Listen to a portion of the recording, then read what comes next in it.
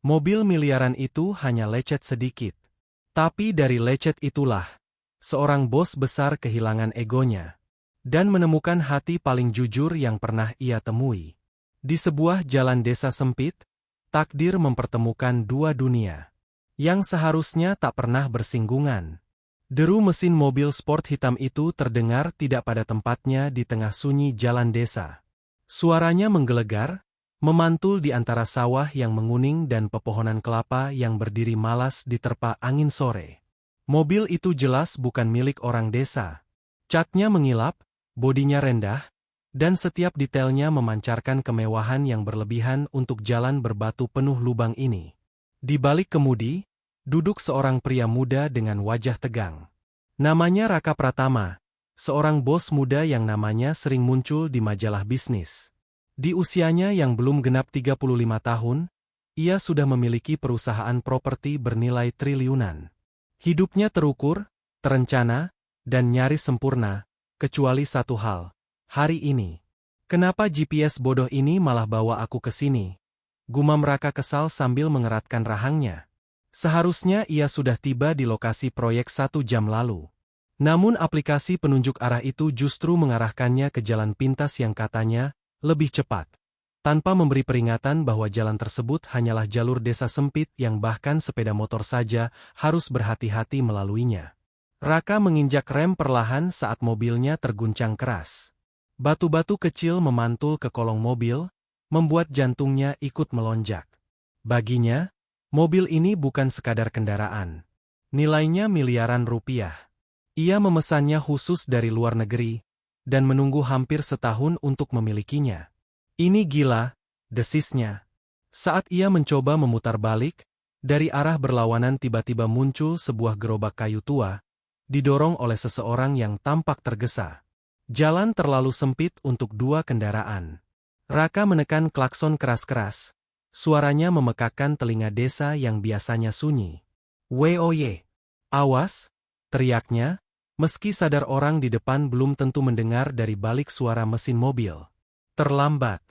Gerobak itu oleng saat rodanya tersangkut batu. Dorongannya lepas kendali. Dalam hitungan detik, sudut kayu gerobak itu menggores sisi mobil sport Raka dengan bunyi yang membuat dadanya seperti diremas. Kreet. Raka membeku. Tangannya mencengkeram setir. Nafasnya tertahan. Ia turun dari mobil dengan langkah cepat, wajahnya memerah. Tatapannya langsung tertuju pada lecet panjang di pintu mobil, garis kasar yang merusak kesempurnaan cat hitam mengilap itu. "Astaga!" Suaranya meledak. "Kamu tahu ini mobil apa?" Dari balik gerobak, muncul seorang gadis. Tubuhnya kurus, kulitnya kecoklatan terbakar matahari. Ia mengenakan kerudung sederhana yang warnanya sudah pudar, serta baju lengan panjang yang jelas sudah sering ditambal. Matanya membesar ketakutan saat melihat wajah Raka yang penuh amarah. Saya minta maaf, Pak," ucapnya terbatas sambil menunduk dalam-dalam.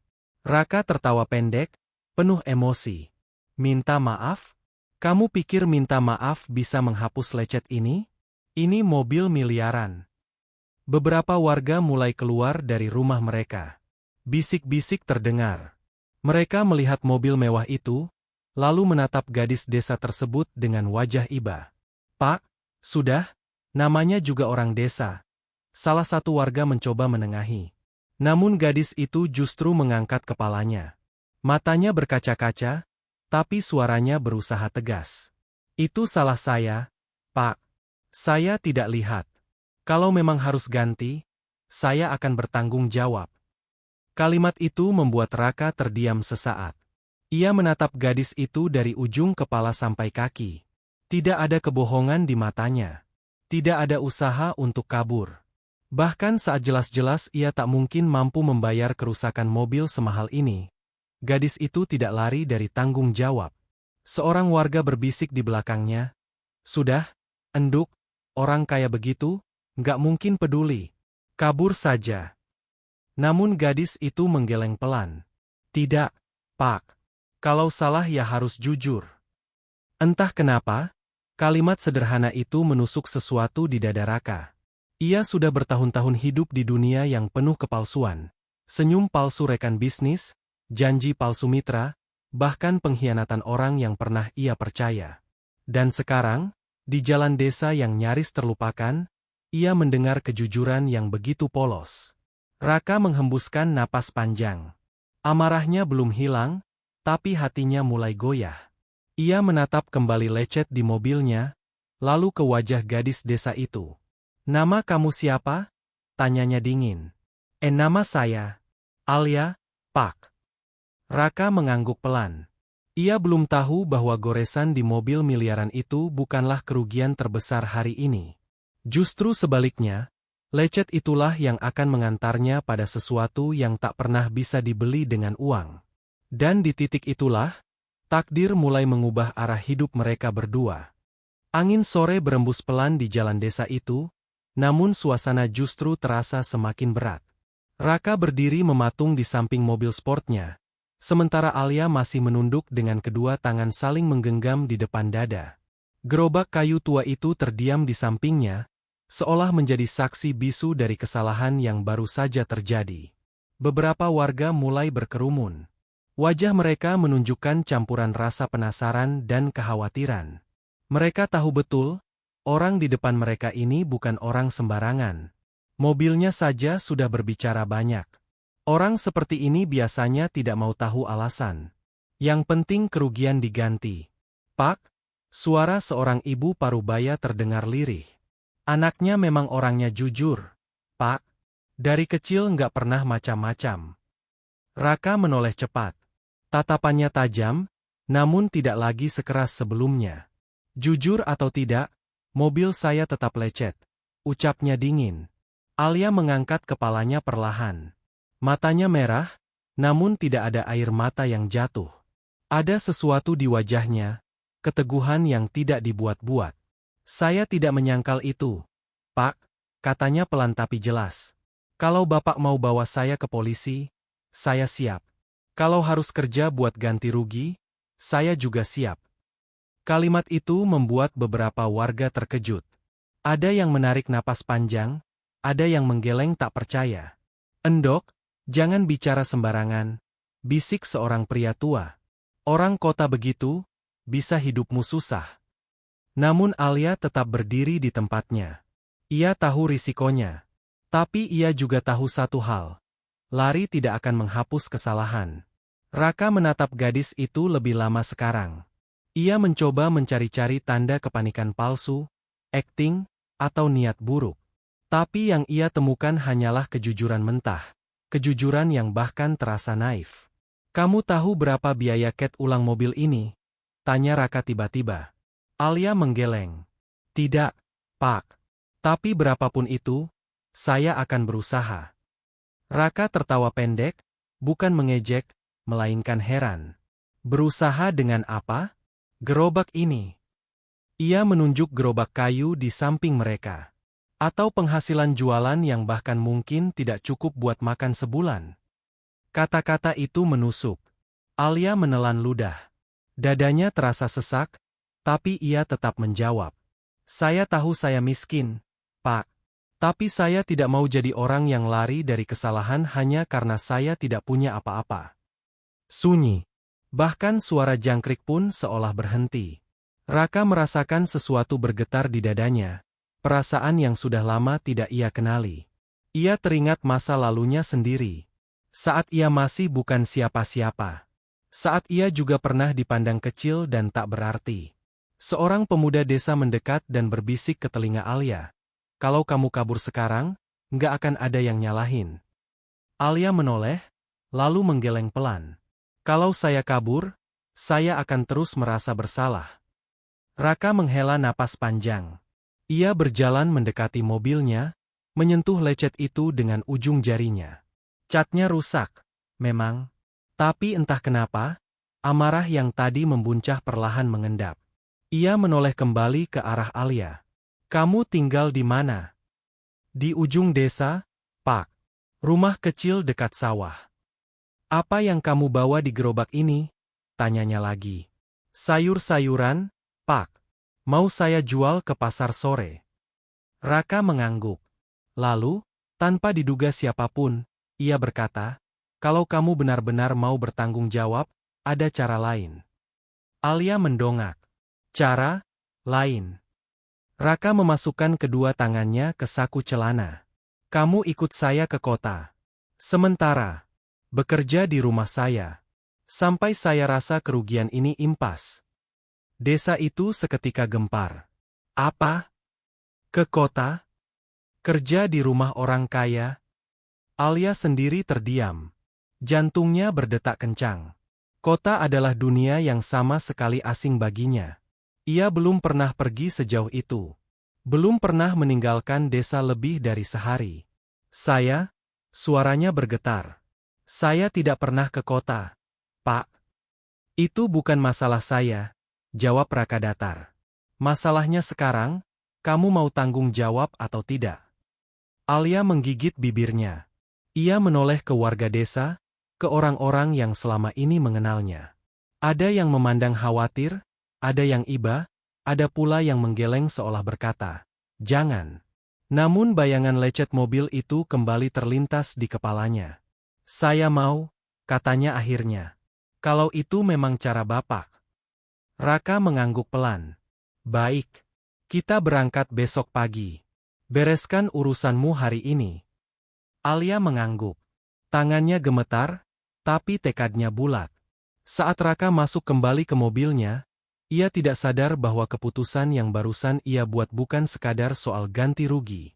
Ia sedang membawa masuk seseorang ke dalam hidupnya. Seseorang yang kelak akan mengguncang seluruh keyakinannya tentang harta, harga diri, dan makna kekayaan yang sebenarnya.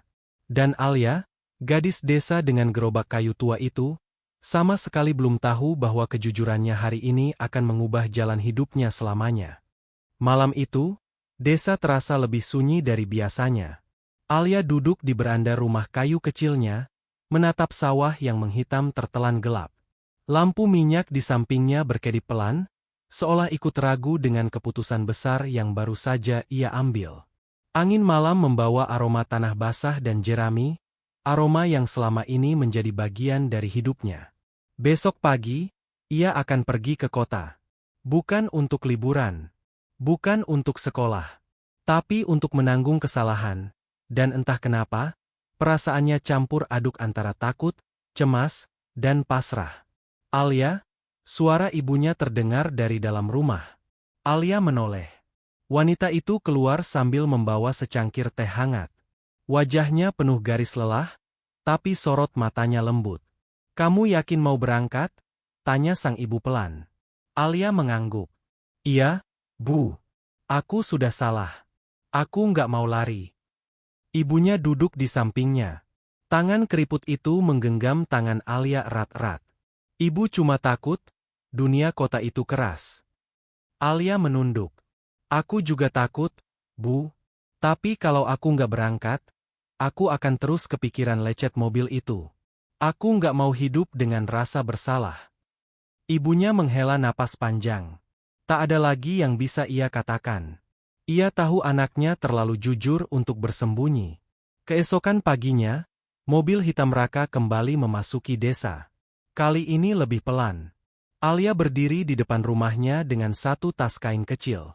Isinya tak seberapa, beberapa potong baju sederhana dan doa dari ibunya. Warga desa mengantar dengan tatapan campur aduk. Ada yang mendoakan, ada yang berbisik khawatir, ada pula yang diam-diam tak percaya gadis sesederhana Alia akan dibawa ke rumah orang sekaya itu. Alia menunduk hormat sebelum masuk ke mobil. Sepanjang perjalanan, Alia lebih banyak diam. Matanya menatap keluar jendela, menyaksikan sawah berubah menjadi bangunan, pohon berubah menjadi tiang listrik, dan jalan berbatu berubah menjadi aspal mulus.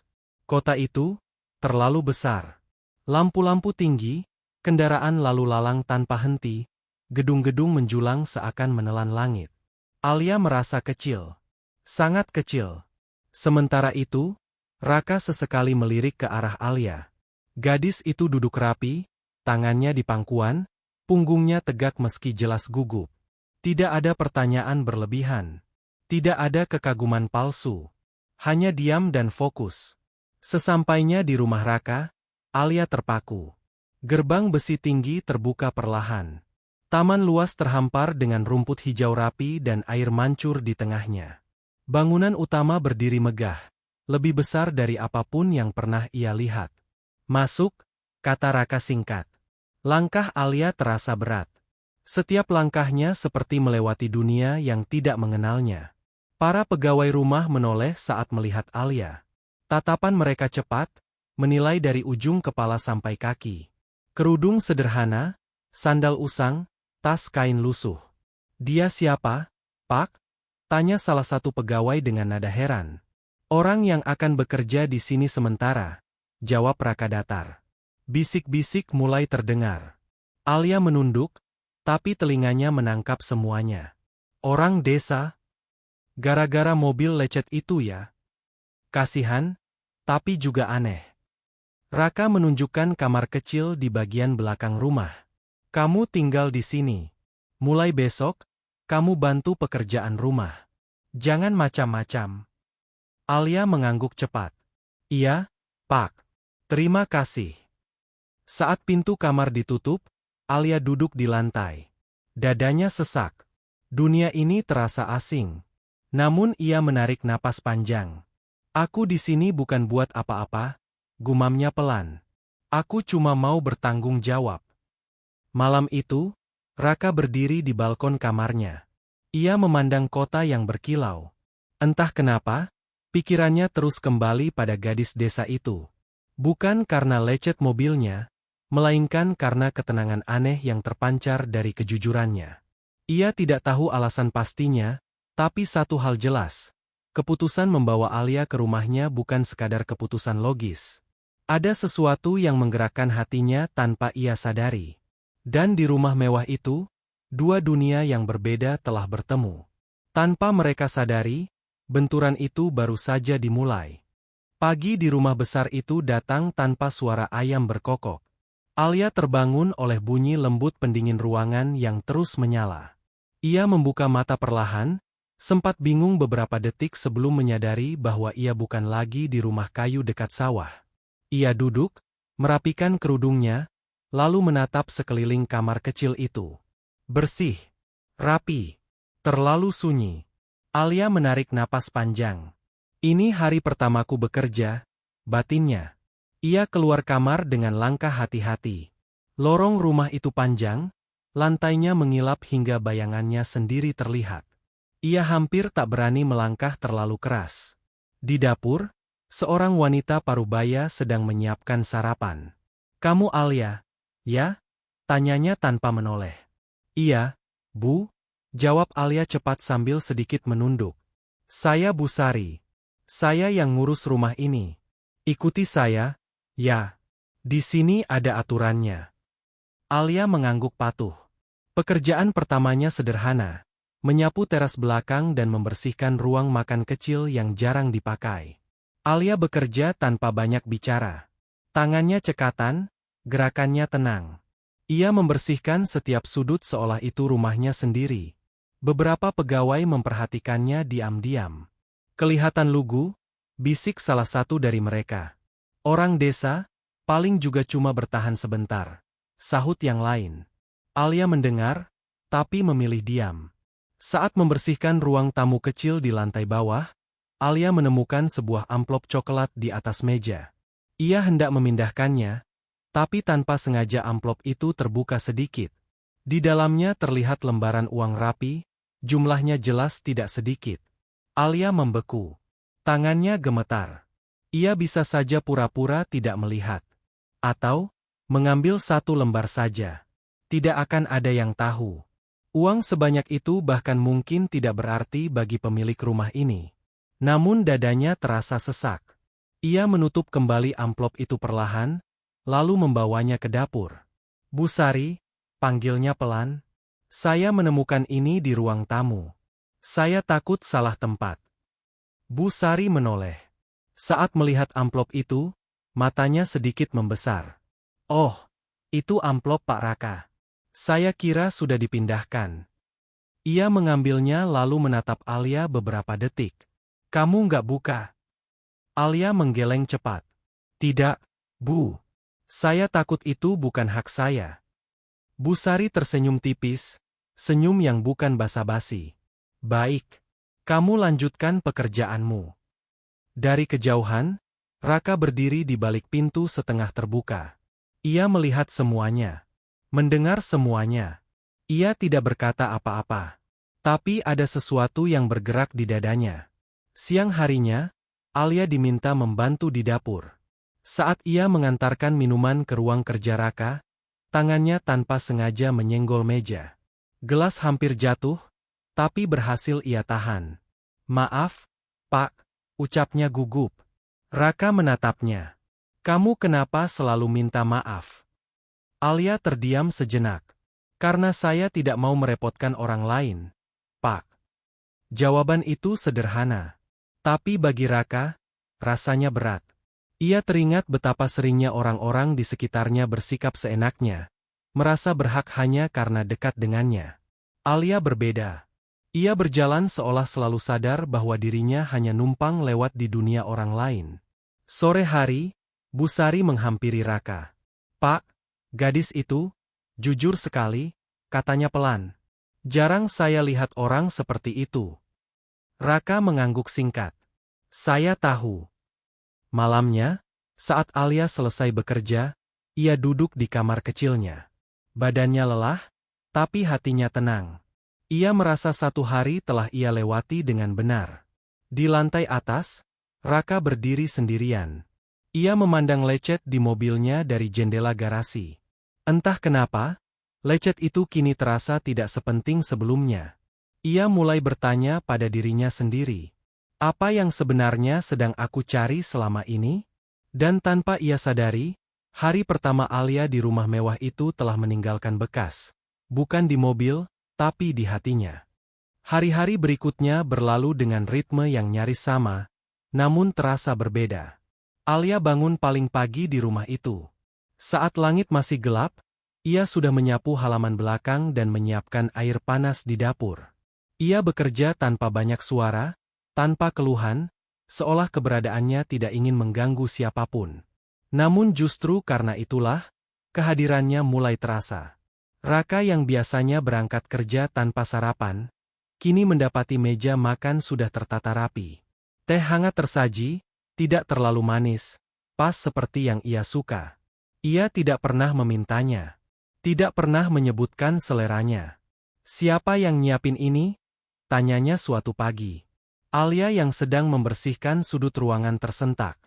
Saya, Pak. Maaf kalau tidak cocok. Raka menggeleng. Tidak. Ini, pas. Alia tersenyum kecil. Senyum yang cepat menghilang, seolah ia takut terlihat terlalu nyaman.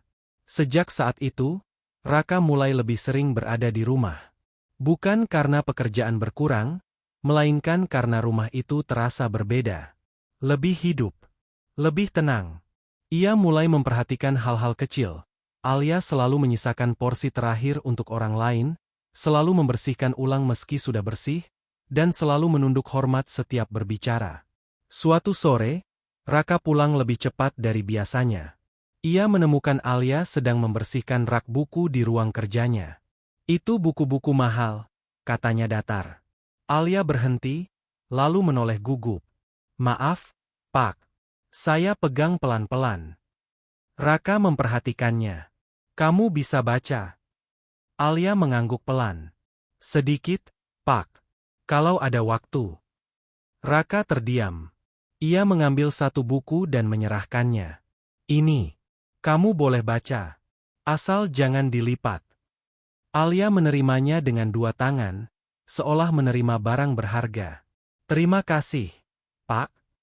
Adegan itu tidak luput dari pandangan para pegawai. Kenapa dia diperlakukan beda? Bisik salah satu dari mereka. Paling juga pura-pura polos, sahut yang lain. Benih iri mulai tumbuh. Malam itu, Alia mengembalikan buku ke meja Raka. Ia menyelipkan kertas kecil di dalamnya, catatan rapi berisi halaman yang ia sukai dan kalimat yang menyentuh hatinya. Raka membacanya keesokan hari. Ia terdiam lama. Catatan itu sederhana, tapi jujur. Tidak menggurui. Tidak sok pintar. Hanya rasa kagum tulus dari seseorang yang baru mengenal dunia lain. Ia tersenyum, senyum yang jarang ia sadari muncul. Namun kedekatan itu tidak luput dari ujian. Suatu siang, sebuah vas kecil di ruang tamu pecah. Tidak ada yang melihat langsung. Tapi bisik-bisik cepat menyebar. Itu pasti Alia. Dia paling sering di situ. Orang desa memang ceroboh. Bu Sari ragu. Apa kamu yakin? Yakin. Siapa lagi? Alia dipanggil. Ia berdiri di tengah ruangan, dikelilingi tatapan curiga. Kamu yang memecahkan vas itu? Tanya salah satu pegawai. Alia menunduk. Saya tidak tahu, Bu. Saya tidak menyentuhnya. Nada suaranya jujur, tapi tidak membela diri berlebihan. Raka yang baru pulang mendengar percakapan itu. Ia menatap vas pecah, lalu Alia. Kalau bukan kamu, siapa? Tanyanya datar. Alia mengangkat wajahnya. Matanya berkaca-kaca, tapi tetap tenang. Saya tidak tahu, Pak. Tapi saya tidak akan berbohong. Keheningan menyelimuti ruangan. Raka menghela napas. Biarkan. Itu hanya vas. Para pegawai terdiam. Mereka tidak menyangka reaksi itu. Malamnya, Alia duduk di kamarnya, memeluk lutut. Untuk pertama kalinya, ia merasa dunia ini tidak hanya besar, tapi juga kejam. Di lantai atas, Raka berdiri di depan cermin. Ia menyadari sesuatu yang membuatnya resah. Ia mulai percaya pada Alia. Dan kepercayaan, baginya, adalah hal yang paling berbahaya. Malam itu hujan turun tanpa peringatan. Titik-titik air membentur kaca jendela kamar Raka, menimbulkan suara berirama yang biasanya menenangkannya. Namun kali ini, dadanya justru terasa sesak. Ia berdiri memandangi kota yang basah oleh lampu-lampu jalan, pikirannya melayang jauh ke masa lalu, masa yang selalu ia hindari. Di mejanya, terbuka sebuah laci yang jarang disentuh. Di dalamnya tersimpan foto lama, pinggirannya mulai menguning. Raka mengambilnya perlahan. Foto itu menampilkan dirinya beberapa tahun lalu, berdiri bersama seorang wanita berwajah cantik dengan senyum percaya diri. Di balik senyum itu, ada kisah pahit yang membuatnya berhenti percaya. Wanita itu adalah Nadira, mantan tunangannya. Raka masih ingat jelas hari ketika ia mengetahui bahwa Nadira mendekatinya bukan karena cinta, melainkan karena ambisi. Perusahaan, nama besar, kemewahan. Semua itu menjadi alasan. Bahkan pengkhianatan itu terjadi diam-diam, tepat ketika Raka sedang berada di titik terlelah dalam hidupnya. Sejak saat itu, ia membangun dinding tinggi di sekeliling hatinya. Tidak ada lagi kepercayaan. Tidak ada lagi ketulusan. Hanya logika dan kendali. Namun entah bagaimana, gadis desa bernama Alia itu perlahan membuat dinding itu retak. Raka teringat sorot mata Alia ketika dituduh memecahkan vas. Tidak ada kemarahan. Tidak ada drama. Hanya kejujuran yang tenang, bahkan ketika dunia tidak berpihak padanya. Kenapa kamu harus sejujur itu? Gumam Raka pelan. Di lantai bawah, Alia sedang membantu Bu Sari menutup jendela karena hujan mulai deras. Tangannya dingin, bajunya sedikit basah. Kamu kenapa kelihatan murung? Tanya Bu Sari lembut. Alia tersenyum tipis. Tidak apa-apa, Bu. Cuma kangen rumah. Bu Sari mengangguk. Kamu gadis kuat. Tapi ingat, jangan terlalu polos di dunia seperti ini. Alia menunduk. Kalau saya berubah, Bu, saya takut saya bukan saya lagi. Jawaban itu sederhana, tapi jujur. Bu Sari terdiam lama. Malam semakin larut. Listrik sempat padam beberapa menit. Alia membantu menyalakan lilin di lorong. Saat itulah Raka turun dari lantai atas. Kenapa gelap? Tanyanya. Listriknya mati sebentar. Pak, jawab Alia. Raka melihat tangan Alia yang sedikit gemetar karena dingin. Tanpa berkata apa-apa, ia mengambil selimut tipis dari sofa dan meletakkannya di bahu Alia. Alia terkejut. Pak, tidak perlu. Pakai saja, jawab Raka singkat. Sentuhan kecil itu terasa besar bagi Alia. Ia menunduk, dadanya menghangat oleh sesuatu yang bukan sekadar kain. Beberapa menit kemudian, listrik kembali menyala. Alia hendak kembali ke dapur, namun Raka memanggilnya. Alia. Iya, Pak. Kamu tidak pernah kepikiran untuk memanfaatkan keadaan? Tanyanya tiba-tiba. Alia terdiam. Ia menatap Raka dengan bingung. Maksud Bapak? Rumah ini. Saya. Situasi ini. Alia menggeleng pelan. Saya di sini karena saya salah. Pak, kalau saya punya niat lain, saya tidak akan tenang. Raka memalingkan wajahnya. Jawaban itu menghantam sesuatu yang ia lindungi mati-matian. Pergilah istirahat, katanya akhirnya. Alia mengangguk dan berjalan menjauh. Raka berdiri sendirian di ruang tamu. Ia menatap pantulan dirinya di kaca jendela. Untuk pertama kalinya setelah bertahun-tahun, ia merasa ragu pada prinsip hidupnya sendiri. Mungkin tidak semua orang mendekat karena niat buruk. Dan malam itu, di bawah hujan yang tak kunjung reda, luka lama Raka terbuka, bukan untuk menyakitinya lagi, melainkan untuk perlahan disembuhkan. Pagi itu, rumah besar Raka terasa berbeda. Bukan karena suasana atau cuaca, melainkan karena bisik-bisik yang semakin berani. Alia merasakannya sejak ia melangkah keluar kamar. Tatapan para pegawai tidak lagi sekadar menilai, kini penuh kecurigaan.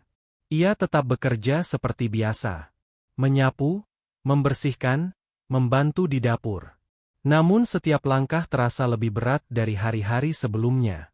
Di sudut dapur, dua pegawai berbicara lirih, namun cukup jelas untuk didengar. Pak Raka sering di rumah sejak dia datang. Iya, terus perlakuannya beda. Pasti ada maksud. Alia menggenggam sapunya lebih erat. Dadanya terasa nyeri, tapi ia memilih diam. Masalah memuncak siang itu. Sebuah jam tangan mahal milik Raka, yang biasa ia letakkan di meja ruang kerja, mendadak tidak ada. Bu Sari panik. Jam itu bukan sekadar mahal, tapi juga pemberian almarhum ayah Raka.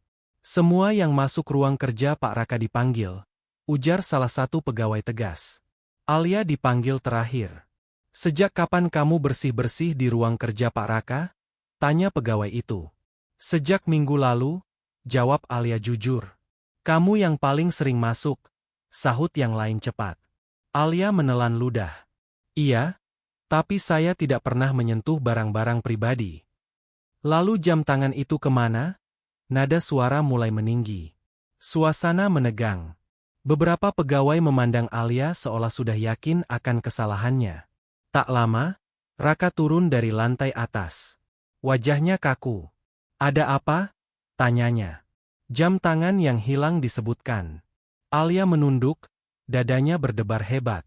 Apakah kamu mengambilnya? Tanya Raka langsung, tanpa basa-basi. Pertanyaan itu menghantam Alia lebih keras dari apapun sebelumnya. Ia mengangkat wajahnya perlahan. Matanya berkaca-kaca, tapi suaranya tetap tenang. Tidak, Pak. Raka menatapnya lama. Terlalu lama. Keraguan melintas di matanya, dan Alia melihatnya.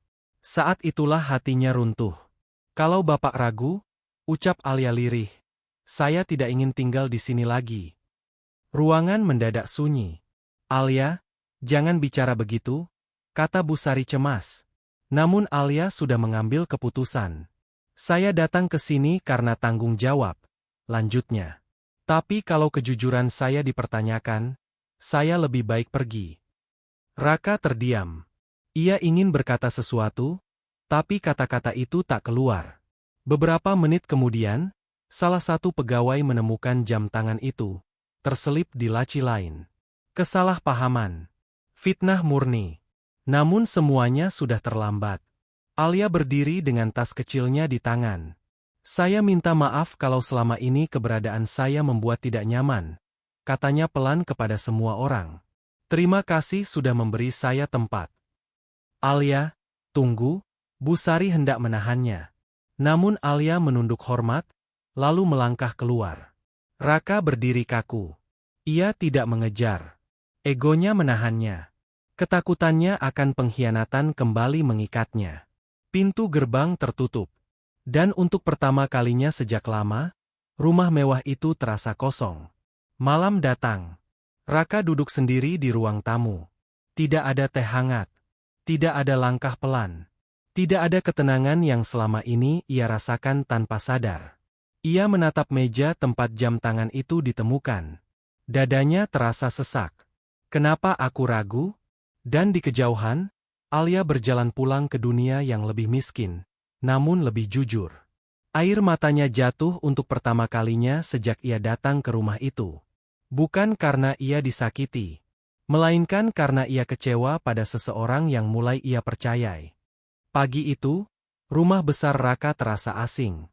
Tidak ada suara sapu menyentuh lantai. Tidak ada langkah pelan di lorong.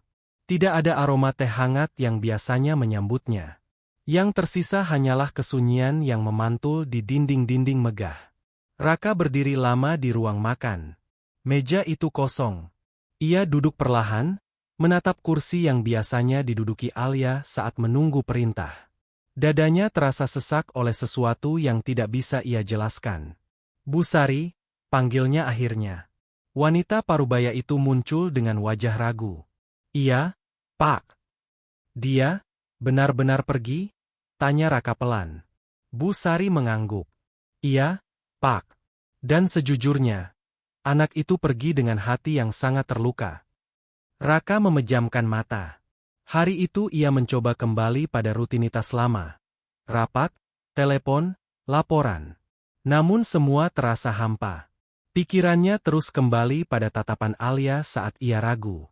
Tatapan yang tidak marah, tapi kecewa. Sore hari, salah satu pegawai datang dengan wajah pucat. Pak, saya ingin jujur. Raka menoleh tajam. Tentang apa? Jam tangan itu. Sebenarnya saya yang memindahkannya. Saya lupa menaruhnya kembali. Dunia Raka seakan berhenti berputar.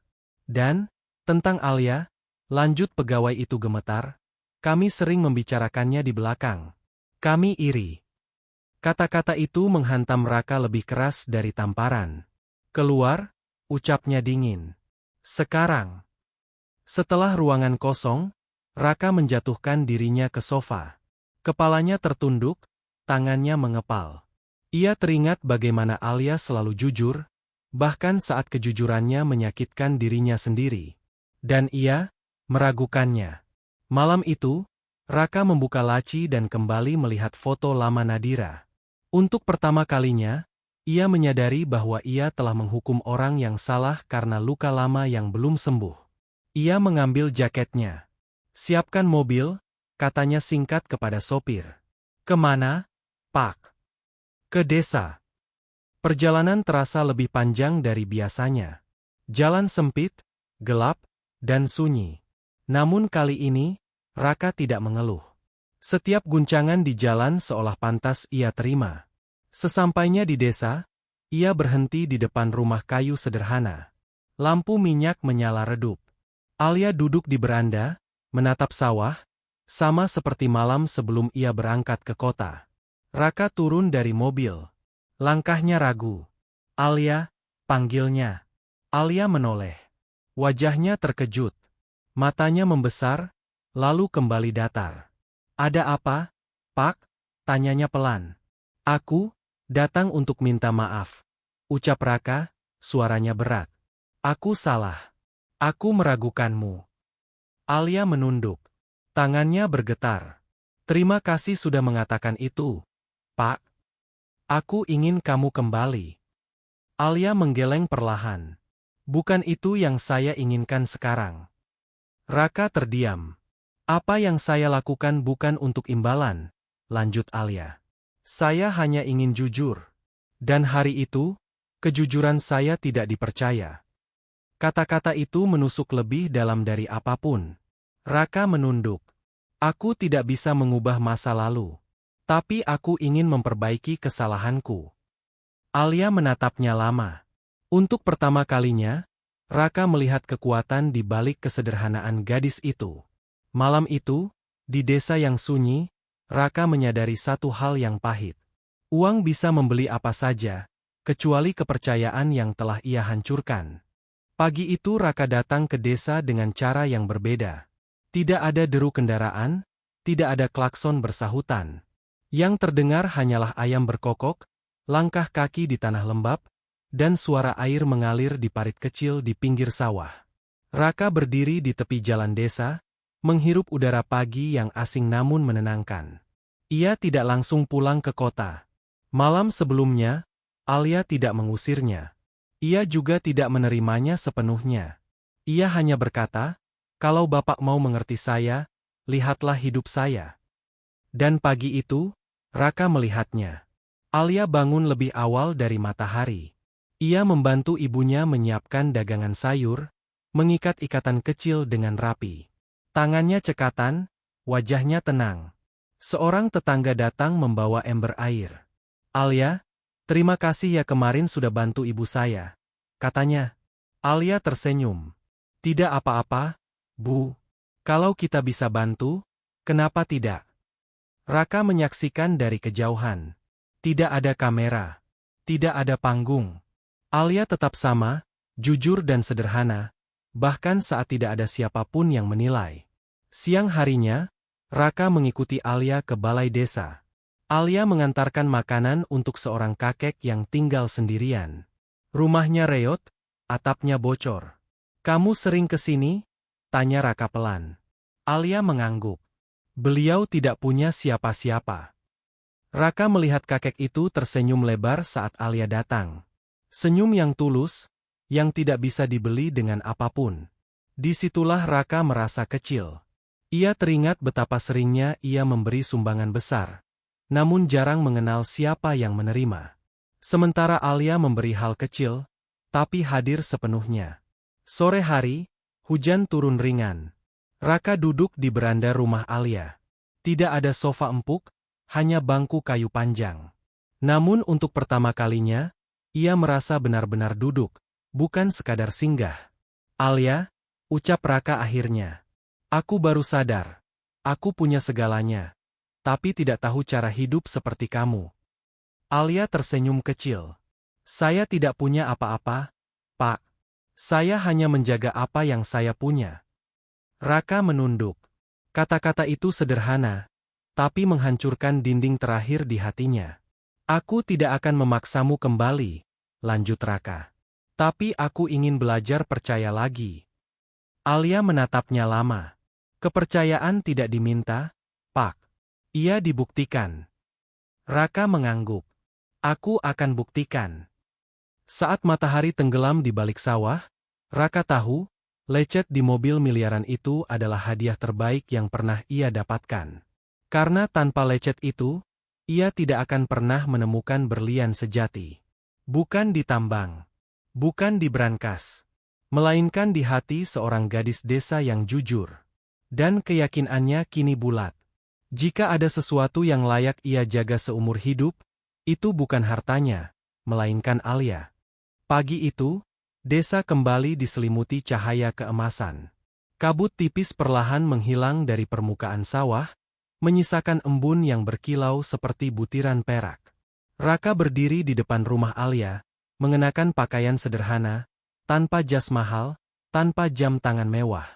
Untuk pertama kalinya, ia datang bukan sebagai bos besar, melainkan sebagai seorang pria yang ingin jujur pada perasaannya. Alia keluar membawa keranjang sayur. Ia terkejut melihat Raka masih di sana. "Bapak belum pulang?" tanyanya. Raka tersenyum kecil. "Belum.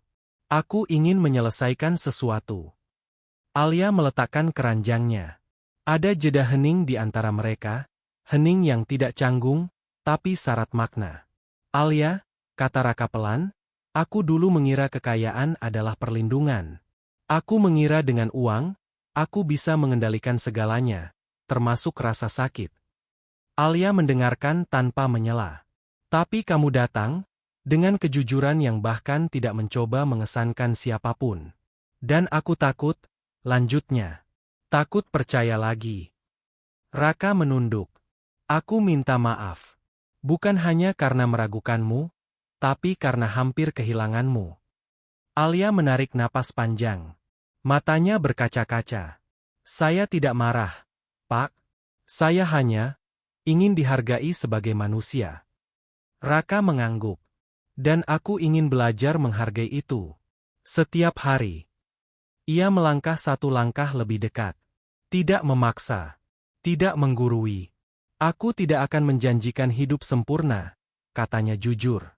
Tapi aku berjanji akan jujur. Seperti kamu. Air mata Alia akhirnya jatuh.